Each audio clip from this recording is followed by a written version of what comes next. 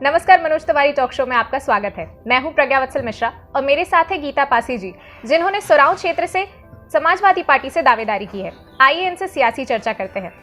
गीता पासी जी, आपका हमारे शो में बहुत बहुत स्वागत है। धन्यवाद, बहुत बहुत। मेरा पहला सवाल आपसे ये है कि आप मुझे ये बताइए कि राजनीति में महिलाओं के लिए राजनीति करना आसान है या कठिन? नहीं, आसान ही है, कठिन नहीं है, कोई कठिन नहीं है। देखिए, कोई भी काम करने लगी है तो कोई कठिन और नहीं होता है और बहुत आसान भी नहीं होता है। राजनीति एक कठिन काम तो है ही है, लेकिन हम लोग उसको पूरा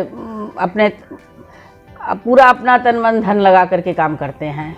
भाई, महिलाओं के लिए राजनीति कोई कठिन काम नहीं है। देखिए, महिला इंदिरा गांधी भी रही हैं, किस समय किस सन में रही हैं वो। आज तो बहुत हर चीज़ जो है वैज्ञानिक ढंग से वो आगे बढ़ गया है। पहले तो पुराने उसमें जब महिलाओं ने काम किया है, अब तो महिलाएं बहुत आगे हैं। आप ये आपके यूपी की राज्यपाल देख लीजिए, आनंदीबेन हैं, वो भी एक महिला हैं। मायावती थी, 4 बार मुख्यमंत्री रही हैं, वो भी महिला हैं। तो महिलाएं कमज़ोर नहीं है किसी भी मामले में। आजकल महिलाएं तो पायलट हैं, अंतरिक्ष में काम कर रही हैं। अभी आपके कमांडो बनी हुई हैं, देखिए महिलाएं कमांडो भी बनी हैं। तो महिलाओं की कोई कमजोरी नहीं है, राजनीति में वो बढ़ चढ़ करके हिस्सा लेती हैं। जी। गीता जी, आप एक अनुभवशील नेता हैं। आपने 2 बार विधानसभा चुनाव लड़े हैं। पिछली बार समाजवादी पार्टी सरकार में होते हुए भी चुनाव नहीं जीत पाई थी। आपको क्या लगता है इस बार क्या बदला है? नहीं, इस बार तो जनता का बहुत ही रुझान है, क्योंकि जनता इस सरकार से बहुत त्रस्त हो चुकी है।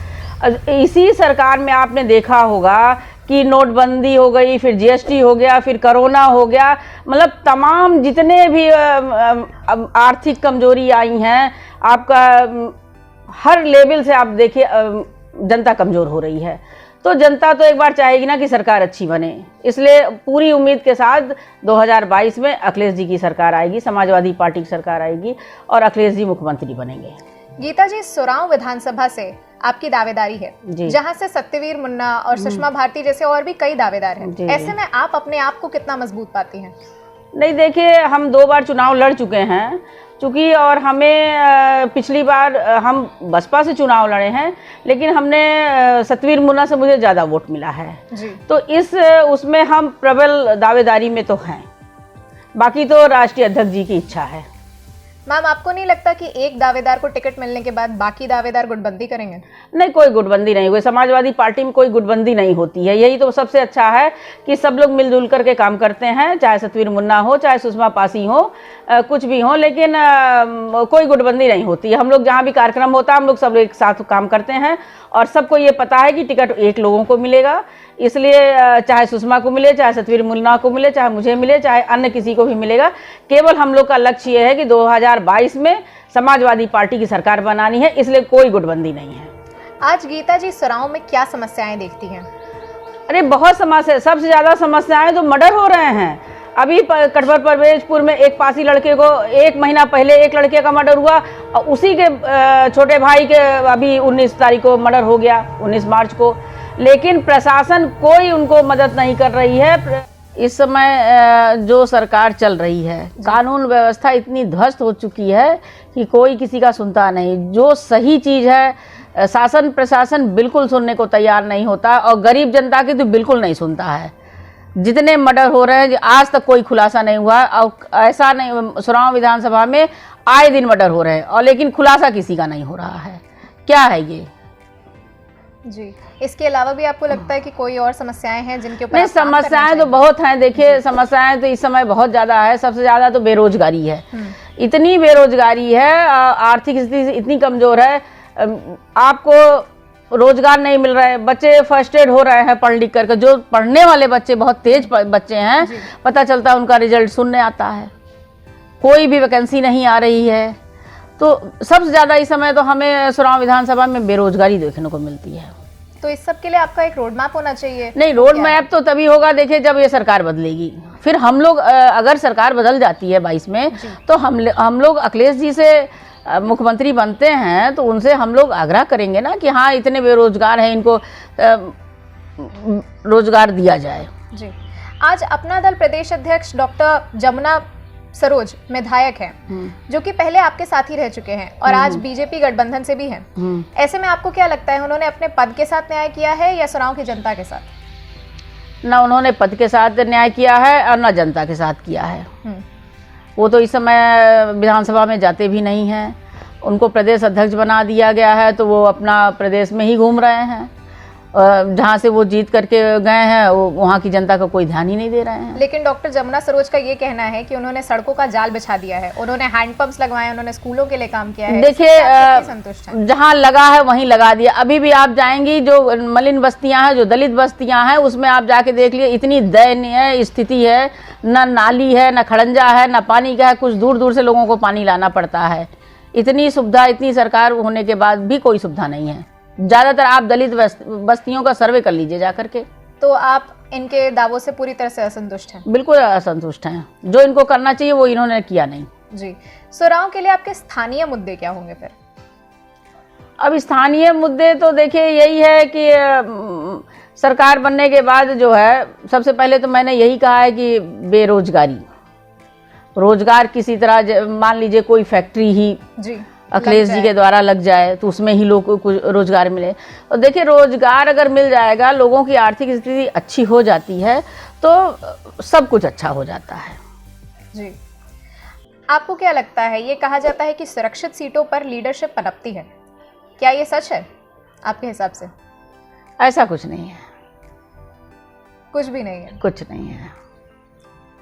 वर्तमान सरकार कहती है कि आज अपराध पूरी तरह से खत्म हो चुका है, उन्होंने अपराध पे अंकुश लगा दिया है और जो भी था वो पिछली सरकारों का किया धरा था। आप बता दें, पिछले आंकड़े आप प्रेस में हैं, आपको खुद पता होगा। पिछले आंकड़े उठा लीजिए पिछली सरकार के और अब के सरकार के आंकड़े उठा के देख लीजिए, पता चल जाएगा कि किस सरकार में ज़्यादा अपराध हुए हैं। 2022 के चुनाव में आपको क्या लगता है, कौन सी पार्टी मजबूत रहेगी? बीजेपी को मौका मिलेगा या सपा कुछ नहीं? देखिए समाजवादी पार्टी को ही इस बार मौका मिलेगा और पूरी तरह से लोग, आज अगर चुनाव हो जाएगा तो समाजवादी पार्टी ही जीतेगी। जनता के अंदर इतना आक्रोश है कि समाजवादी पार्टी को जीतना ही। गीता जी, आपको क्या लगता है 2022 के चुनाव में चुनावी मुद्दे होंगे क्या? देखिए चुनावी मुद्दे, महंगाई, सबसे ज्यादा तो महंगाई, बेरोजगारी जी। आप बिजली देख लीजिए, इतनी मतलब इतना दाम बढ़ गया, इतनी हो गई है कि गांव के लोगों को देना बहुत ही कठिन काम हो गया है। मीटर लगा दिए हैं, बिजली नहीं आ रही तो भी बिल आ रहा है जी। तो सबसे ज़्यादा तो डीजल, पेट्रोल, हर चीज़ महंगा। सबसे ज़्यादा मुद्दे तो महंगाई पर ही होगी और बेरोजगारी पर होगी। आपके ही साथियों का ये भी कहना है कि विकास भी एक बड़ा मुद्दा होगा। नहीं, विकास तो भाई विकास ऐसे ही तो होगा ना। आपकी महंगाई रुकेगी जी। अब बेरोजगारों को रोजगार मिलेगा तभी तो विकास होगा जी। गीता जी, आज आप सुराव में कितनी सक्रिय रहती हैं और इस पे जनता की क्या प्रतिक्रिया है? नहीं, हम सक्रिय तो बहुत हैं जी, और जनता का जो रुझान है वो तो आप पता करेंगी ना। भाई जनता तो आपको बताएगी, मुझे नहीं बताएगी। से बताइए, आपको क्या? नहीं, मुझे तो लगता है कि जनता हमें पसंद करती है जी।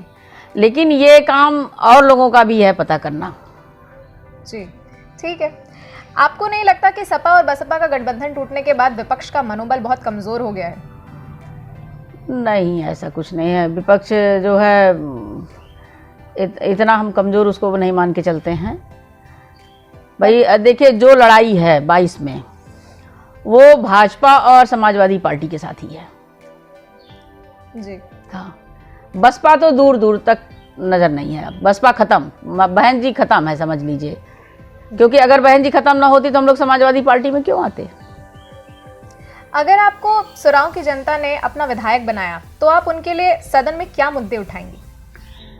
देखिए, अभी पहले बन जाए तब बताएं क्या उठाएंगे, अभी से क्या बता दे। नहीं, फिर भी आपके पास एक सोच तो होनी चाहिए। अगर आप नहीं, सोच भाई, सोच तो है जी। क्या सोच तो बहुत है जी भाई। सबसे ज्यादा तो जैसे बुजुर्ग हैं जी, बुजुर्ग हमारी महिलाएं हैं, बच्चे बाहर रहते हैं। सबसे पहले तो उनके लिए वृद्धा आश्रम खुलना चाहिए, जो सुराव विधानसभा में मेरे ख्याल से नहीं है, ना के बराबर है जी। स्वास्थ्य विभाग जो है बहुत ही दयनीय स्थिति में है। एक बना हुआ है क्या कहते हैं, हॉस्पिटल है, लेकिन उसमें उतनी सुविधाएं नहीं हैं। एक हमारे यहाँ स्टेडियम नहीं है, बच्चे खेलने वाले हमारे यहाँ अभी क्या कहते हैं, एक पटेल है लड़की, वो उसको अंतर्राष्ट्रीय उसको मिला है पदक, लेकिन खेलने के लिए कोई मैदान नहीं है जी। एक तो स्टेडियम का मुद्दा होगा सबसे पहले, और जो मशीनें बंद हैं, आपका मुआयमा की मिलें बंद हैं, जो एक उनको खुलवाने का सबसे बड़ा मुद्दा ये होगा कि उनको खुलवाया जाए, उसमें जो लोग रोजगार थे बेरोजगार हो गए हैं उनको फिर से रोजगार मिले। सबसे ज़्यादा तो इन मुद्दों पर ही बात होगी। ठीक। गीता जी, आप मुझे ये बताइए कि कहा जा रहा है कि सुषमा जी समाजवादी पार्टी के हर आंदोलन में भाग लेती हैं, लेकिन आजकल आंदोलन तो कम ही हो रहे हैं और आधे से ज़्यादा आंदोलन जो है वो सोशल मीडिया पे हो रहे हैं। तो आपको क्या लगता है, क्या सोशल मीडिया के आंदोलन तक समट कर रह गई है राजनीति?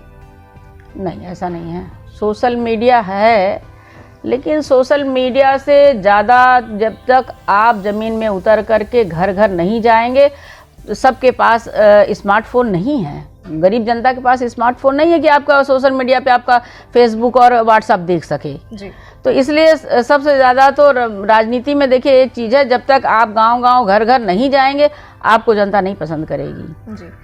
गीता जी, आप एक महिला हैं, ऐसे में आप घर की जिम्मेदारियां और राजनीति की जिम्मेदारियां दोनों साथ में कैसे निभाती हैं? दोनों साथ में निभा लेते हैं। हमारे घर की कोई जिम्मेदारी नहीं है, बच्चे हमारे सब बाहर रहते हैं जी। सब सर्विस में है, सब बाहर रहते हैं, तो मेरे लिए कोई लायबिलिटी नहीं है। बस हमारा एक ही काम है कि सुबह उठो, नहाओ धो और क्षेत्र में निकल जाओ जी। आपको क्या लगता है, पंचायत चुनाव क्या विधानसभा चुनावों को प्रभावित करेंगे? बिल्कुल प्रभावित करेगी। और किस तरीके से? देखिए, अगर हमारे सभी पार्टियां अपने अपने समर्पित उतार रही हैं कैंडिडेट, हाँ। भाई सपा भी कैंडिडेट को उतारेगी जी। तो अगर ज़्यादा से ज़्यादा हमारे कैंडिडेट जीत करके आएंगे तो 22 में हम लोग के लिए आसान हो जाएगा। यहाँ मैं लेना चाहूँगी एक छोटा सा ब्रेक।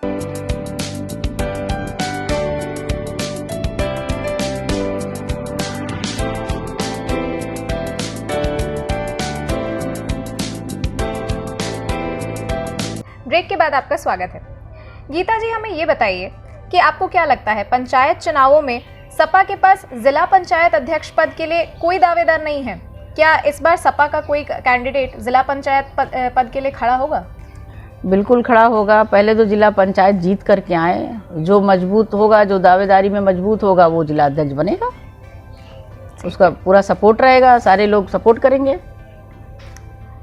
अगर आप सुराव की जनता की विधायक बन जाती हैं तो आप उनके लिए क्या क्या काम करना चाहेंगी? भाई हम तो हर काम करना चाहेंगे भाई, बहुत से करेंगे। नहीं, शुरुआत तो देखिए जो समस्याएं होंगी जनता की पहले तो उसको सुनी जाएगी ना जी, फिर शुरुआत की जाएगी कहाँ से शुरू करना है। आपके हिसाब से आपके क्षेत्र की सबसे बड़ी समस्या इस वक्त क्या है? इस समय सबसे बड़ी समस्या प्रशासन है। प्रशासन सबसे बड़ी समस्या है, क्योंकि गरीब जनता की तो प्रशासन सुनती नहीं है जी। आए दिन जो लड़ाई झगड़ा होते हैं, कहीं मर्डर हो रहा है, कहीं खेत किसी का वो कर ले रहे हैं, कहीं रोड पे जो गरीबों की ज़मीन है उसको स्नैच कर ले रहे हैं, और जब वो अपने गुहार लेकर के वहाँ थाने या वहाँ जाता है प्रशासन में, कोई सुनवाई नहीं है। आप चक्कर काटते रहिए, एप्लीकेशन देते रहिए, कोई सुनवाई नहीं किसी प्रकार की जी। इस समय बस जिसकी सरकार है उन्हीं की सुनवाई है, जिसकी सरकार नहीं है उसकी कोई सुनवाई नहीं है। गीता जी, पिछले साल हमारे देश को पैंडेमिक से गुजरना पड़ा था, यानी कि कोरोना वायरस से, जिसकी वजह से लॉकडाउन लगा था। आपको क्या लगता है, कोरोना की वजह से राजनीति पर और इन चुनावों पर अभी कोई असर पड़ेगा? बिल्कुल असर पड़ेगा, क्योंकि देखिए कोरोना काल में जो चुनाव लड़ना चाहते थे, पहले से मन बना के हैं कि मुझे इस बार ग्राम सभा का चुनाव लड़ना है, तो कुछ जैसे कमाने वाले हैं, जो ठेकेदार मान लीजिए हैं, या व्यापार करते हैं, तो सबसे ज़्यादा चोट तो इन पे आ गई ना कि उनकी आर्थिक स्थिति इतनी कमज़ोर हो गई कि वो अब चुनाव ही नहीं लड़ना चाहते, तो असर तो पड़ेगा ही जी। भाई कोरोना को लेकर के सारी स्थिति कमज़ोर हो गई हैं।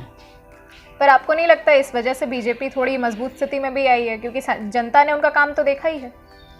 नहीं, जनता ने काम देखा है कि नहीं देखा है ये तो हम नहीं कह सकते हैं, क्योंकि अब जब चुनाव हो जाएंगे तो उसके बाद ही पता चलेगा कि जनता ने क्या देखा।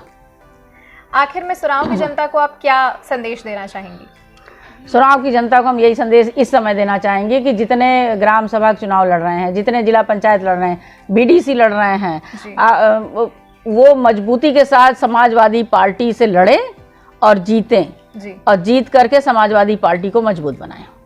जी गीता जी, हमारे शो में भाग लेने के लिए आपका बहुत बहुत धन्यवाद। थैंक यू जी। जैसा कि आपने देखा, हमारे साथ थी समाजवादी पार्टी की नेता गीता पासी जी, जिन्होंने सोराव क्षेत्र से दावेदारी की है।